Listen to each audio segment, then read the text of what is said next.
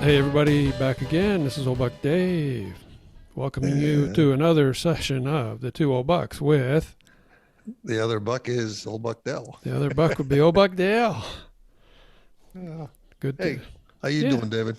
I'm doing all right. Doing all right. How about you, Mr. Dell? That's good. Good. Can't complain. If I could, you would just I wouldn't pay any attention to it anyway. you would I'd just say, one-up quit me. whining. Quit whining. Yeah. So, Mine hurts the same way. that's right. Yeah. Hey, we got a couple letters from afar. A couple of folks wrote in and said how much they liked John's train lore. That was interesting. That was. Two people liked his video on YouTube, which I thought was pretty cool too. I watched it. I don't know if you got to watch it or not. Or the train ride from Kingston to Blairsville on the model train. Oh. He had created the whole set. It was pretty impressive. Right. And he's a very interesting fellow. He is. And he passed along, as you saw, he passed along some pictures from the 50s when he was a young boy down along the tracks. So if anybody's interested in taking a look at those old black and white photographs of the good old days, just send us an email to, what's the address? BUCKSTWOOLD at gmail.com. BUCKSTWOOLD. Yeah, we'll send you a set of the pictures out. I think there were 4 or 5 pictures. They were very interesting, brother. They were very, very interesting. Yeah. And I think you thought you recognized one. Oh, I definitely recognized it. Yeah, pretty clear. I didn't have to dig deep in the old memory banks to picture that. Yeah. I mean, some things when you're little, if you're playing in it, or it kind of sticks with you. Sticks with you, yeah. So speaking of sticking with it, have you seen any movies lately? Good intro. Is that a setup or what? Yeah, it's a setup.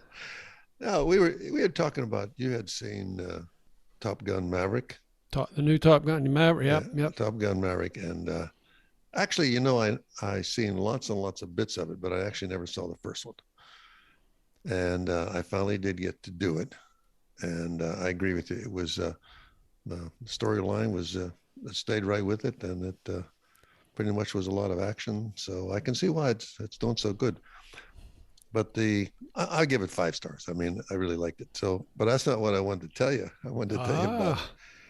So we organized to see this. It's the wife and I. We organized to see it in one of those theaters that have the reclining chairs. The comfy chairs. Yes, the comfy chairs. The comfy chairs, and that you can eat.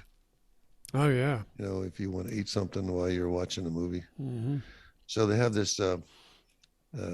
if anybody's never done this, I'd recommend that. That's always fun to do. So it starts out with like, maybe we can order these things online, because when we usually stop by there, they were always sold out.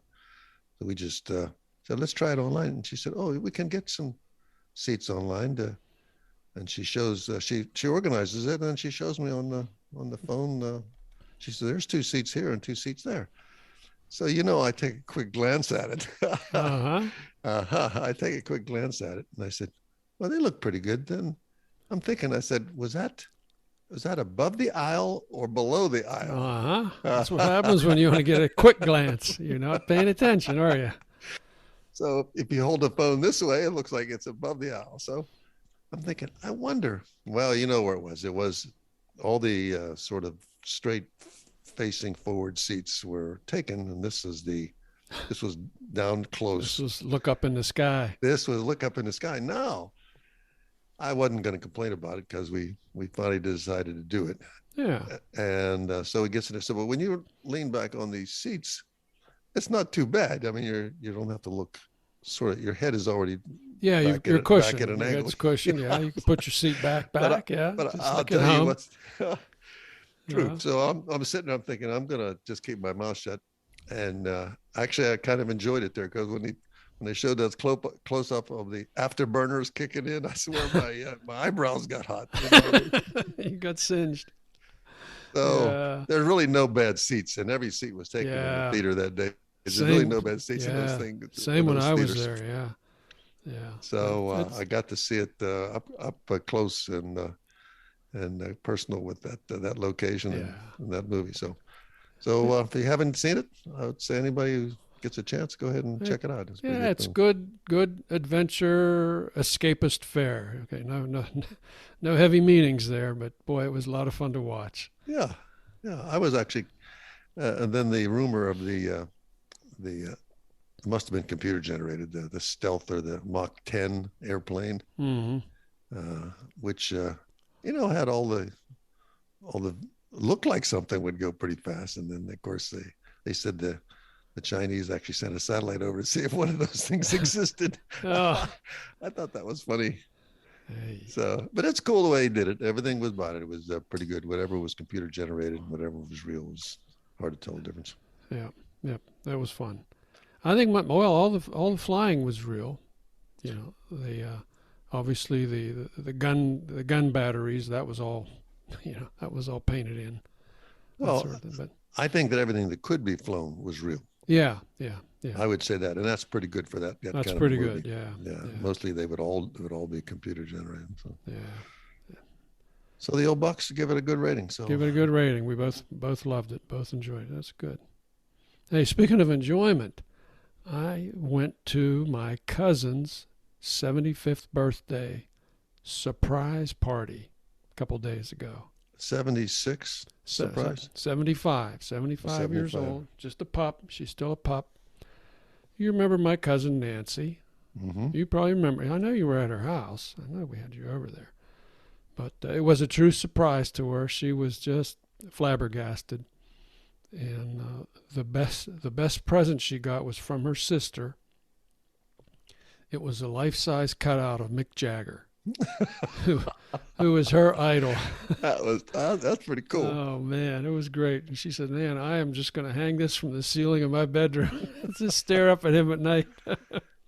So, yeah, it was pretty cool. And yeah, everybody had a great time. We had some relatives in from Arizona who were coming in anyway for a wedding, so it all worked out perfectly. So we got to see some long lost cousins as well. So we have a picture of Dave, old Buck Dave, and Mick. So if anybody, it's at BUCKSTWOOLD@gmail.com if you want to see that picture. It's pretty scary, but we can get one to you. I'm happy. I'm happy for you that you were able to do that. And I was talking to another old Buck and his wife, and there's a lot of that going around. The old Bucks and the vivacious vixens are taking some time to make one more sweep of visits, get-togethers. Some people are going here and there. One more orbit around the sun, baby. Yeah, I wanted to see the cousins one more time, and I did mine.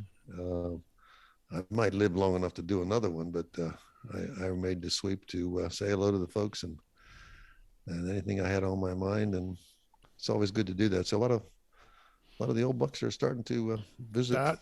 Yep. It's a good thing to do. It's a good thing to do. It's always fun. Hey, I have a question for you. You mentioned you were going to see the fuzzies or the furries. Oh, the furries. Yeah, I did see the furries.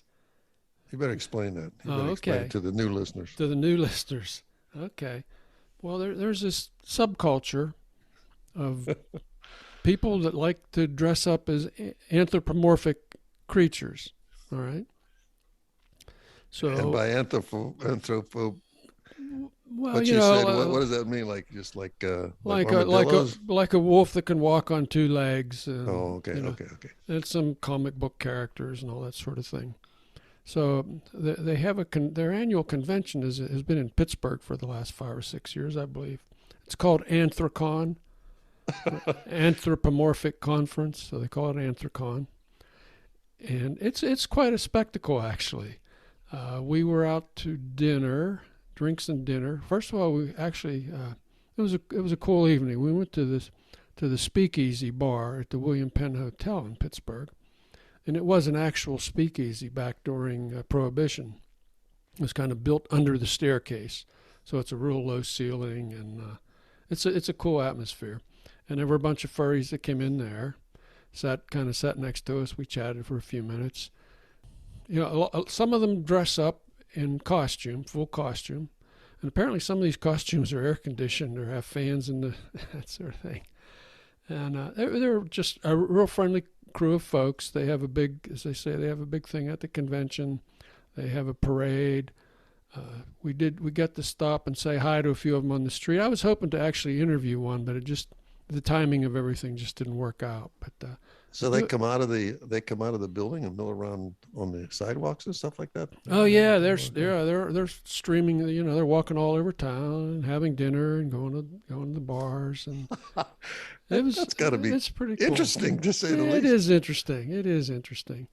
You know, and people originally, you know, kind of looked at them sidewise, but you know, they don't cause any trouble. They have a good time. You know, they don't wreck anything, and they bring a lot of money into the city. So, you know, everybody has a good time. And say the couple we talked to were just sweet folks. Very nice.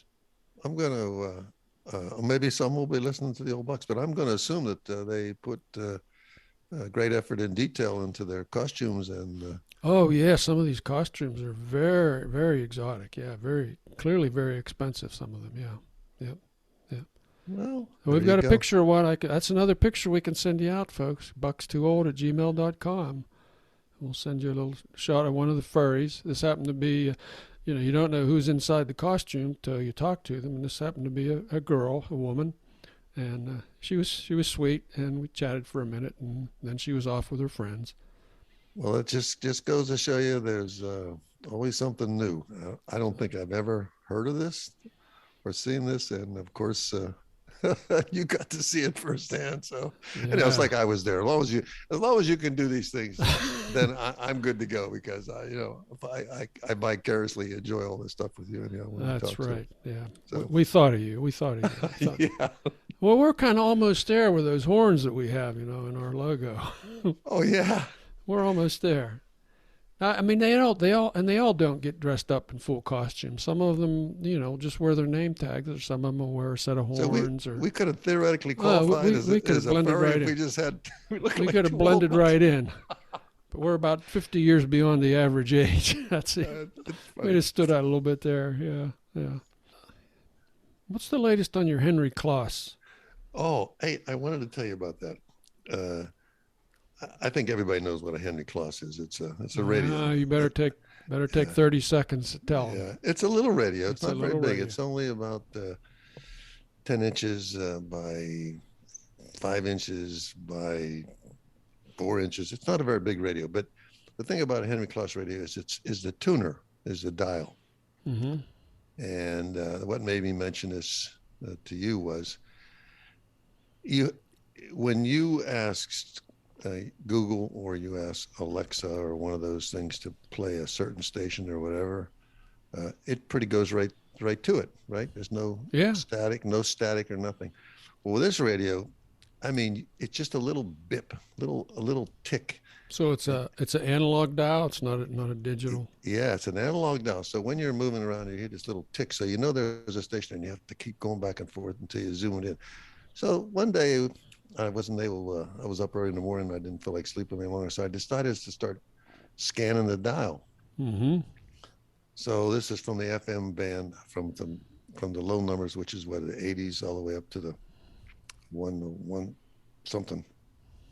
So I went from one end to the other, and I was surprised that the stuff that was out there. Uh-huh. Meaning that if you choose to listen to a certain subject matter or a certain radio station or certain style, you can ask Alexa to play it. But man, what an adventure it was tuning that stuff in. I actually ran into a station on the upper end of the dial, and I finally dialed it in. And sometimes I have to hold the aerial, hold it up or do something with the aerial, because it's just so sensitive. Mm-hmm. And it was a program on how to cope with people who are afraid of needles. Afraid of needles. Which is okay, me. Like getting shots. Afraid of needles. And I got a phobia against that. I don't like those. Never liked them since I was, got the first polio shot. But I turned. I said, "I'll be darned. There's really a bunch of stuff out there." So I really scanned it down. I said, I'm sitting there playing with this thing, and I'm thinking, all Dave says is, hey, Alexa, play this or play that. Yeah. I'm thinking, he's missing out all the fun. That's Just too easy. Sitting there in the dark, and just sitting there trying to tune this thing in, because I don't use the speaker is terrible, by the way. The speaker is really? Oh, that's too bad. it's only 2.5 inches in diameter. The speaker, it's loud enough. So if you have to put a headset on and listen to it, it was fun. So dialing in those radio stations on an old tuner, still pretty cute. Yeah, it's still pretty romantic. Still pretty romantic. Exciting, yeah. A lot of nostalgia there. I'm old. You're old. Hey, what were you saying? There's something about trying to put an antenna on it. Did that work out? It did not work out. So when I started stringing it from the doors, I was stringing it from the tops of doors and running it to everything that I could attach. What it did was you were literally wiring your house. Huh? Well, before the wife caught it, anyhow, before she saw all those wires around it. But I was stringing it, thinking that the more wire that I had draped across the ceiling and up into the fan and everything like that, that the better reception would be.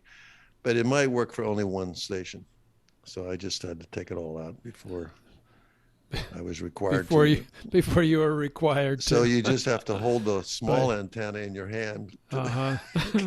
Just raise your arm in the air. Yeah, tune with the right, hold the left hand out and move it around. Yeah, I got a picture of you doing that too. Yeah. That's the sad thing.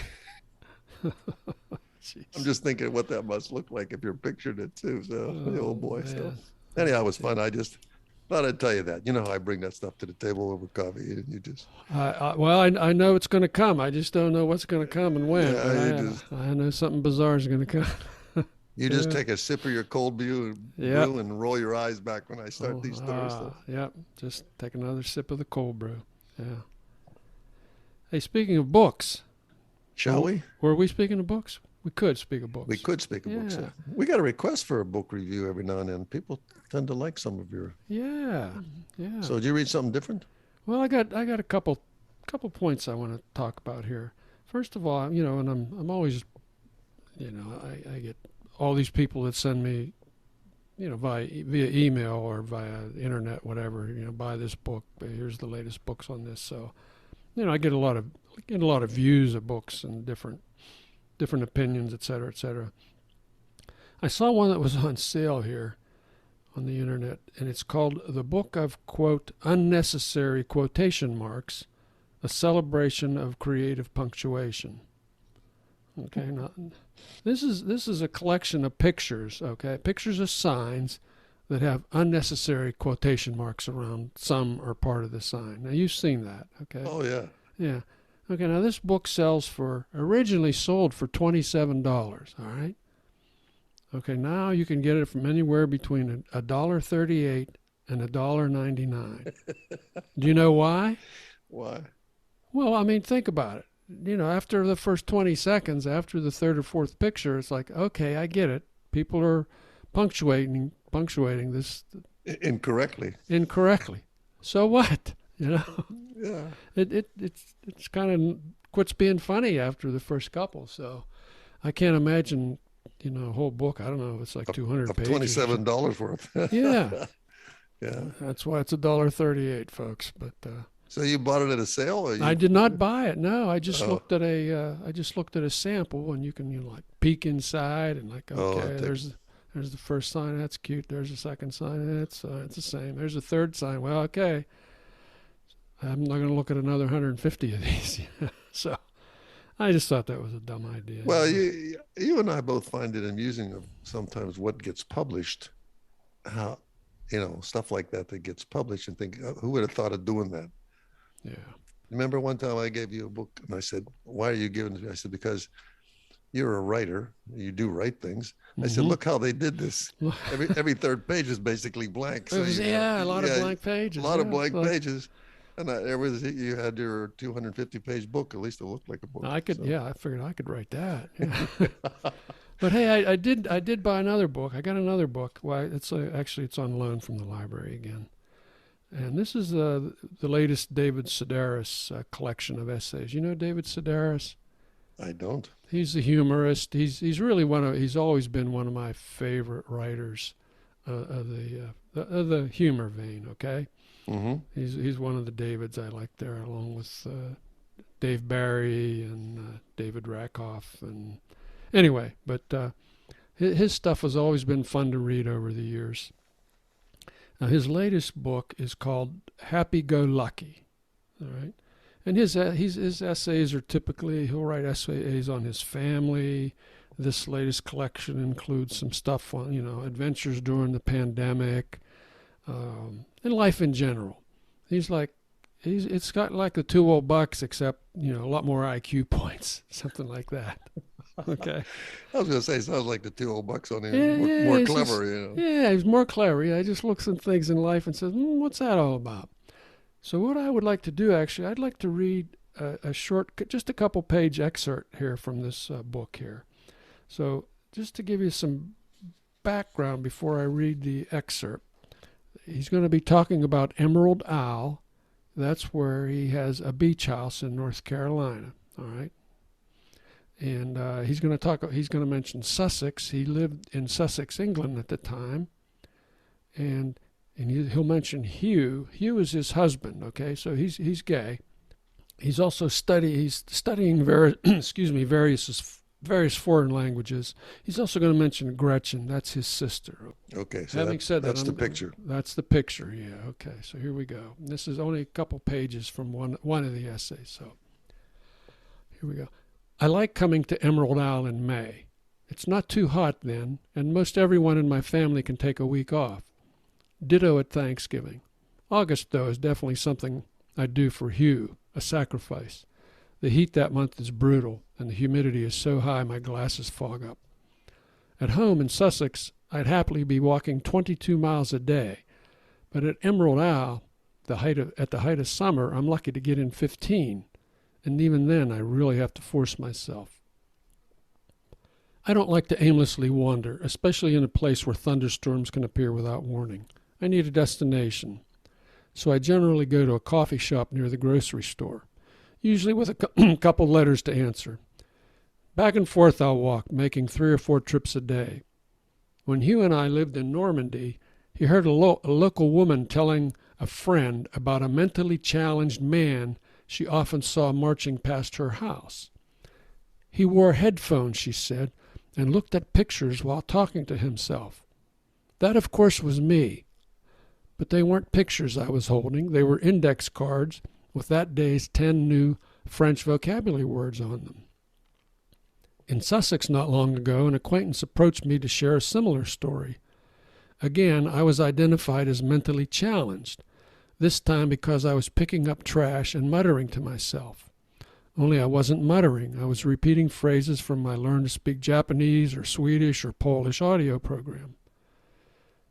The woman who saw you said, "I just hope no one tries to take advantage of him," the acquaintance told me. On Emerald Isle this August, it was German I was muttering. I might have picked up an occasional bit of trash, but I wasn't carrying any equipment, just Ziploc bags of hot dogs or thick-cut bologna to feed the snapping turtles in the canal. We'd been at the beach for 4 days when I noticed a great many ant colonies in the dirt, bordering the sidewalk between the strip mall the CVS is in and the one the grocery store is in. The ants were cinnamon-colored, hundreds of thousands of them, all racing about, searching for something to eat. "Excuse me," I said that afternoon to the guy behind the counter at the hardware store. "I was wanting to feed some ants and wonder what you think they might like. How would they feel about bananas?"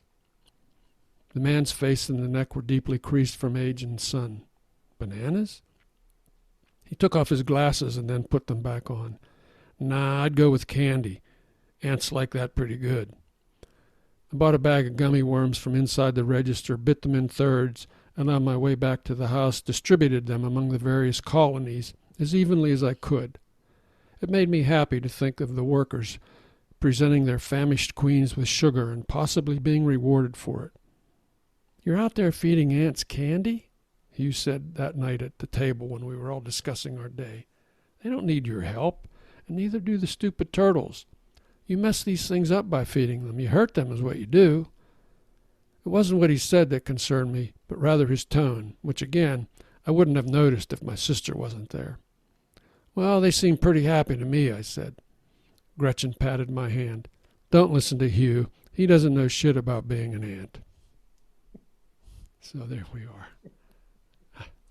I think it's, he's just as dry, droll. And Now, he's just observing life around him. And I mean, this is all real stuff. I think that's what writers can do, is that they can see the obvious and then write it in such a way that, it becomes clear. Yes, I see this all the time. I never Yeah. would describe them like that. Yeah. Well, But anyway, that's interesting. so anyway, I like the book. It's I'm going to give it 3.77 out of 5. How's that? It's not quite a 4, but it's better than a 3. I actually like his older stuff better. He's like really rich now because he's been so successful.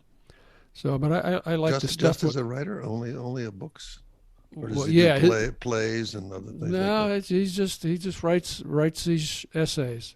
He just writes these essays, and he sells books, goes on book tours, and he's been very, very successful. I saw him on a book tour once it was in the Carnegie Hall in Pittsburgh. Carnegie Hall if it was in New York, but it can't be too bad if you make it to Carnegie Hall. well, he's really good. He's really funny, but Hey Dave, I tried for years to make a living telling other people what they did wrong. I just could never get a foothold in that. Maybe it was my style. Oh man, trying to tell people what they do wrong. Yeah. Well, That's pretty cool. yeah. So I'll put a link to that if anybody's interested in taking a look at Happy Go Lucky. Again, it's a collection of essays. Some, he goes all over the place. His father dies in this series of essays. He and his father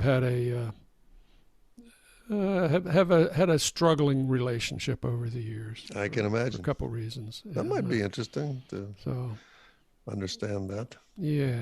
But lucky us. We were lucky. I had a good relationship with my dad. So I have an old people story. Okay, tell me about us. This was I ran into something the other day in my neighborhood. There was a lady who was getting older and older, and you get a little bit feeble, I guess, when you get older, and of course she fell. Oh yeah. And so that was just some of the issues that she's now dealing with. And everybody who is our age or older has lost parents or dealing with parents. They know what I'm talking about. Yep. So I was going by there, and I greeted her and was checking on her. And she said she had bought a huge pie, just a big pie. I mean, even I can't eat anything that big. So she said, "You want a piece of pie?" Must be big. Yeah, it was big. It's like one of them Costco pies, 14 inches in diameter or something. So she said, "You want some?" I said, "Oh yeah." She always offers me something, and I usually take it because I don't want to be rude. Mm-hmm. So I walked in. I stepped inside the door, and she was preparing that for me.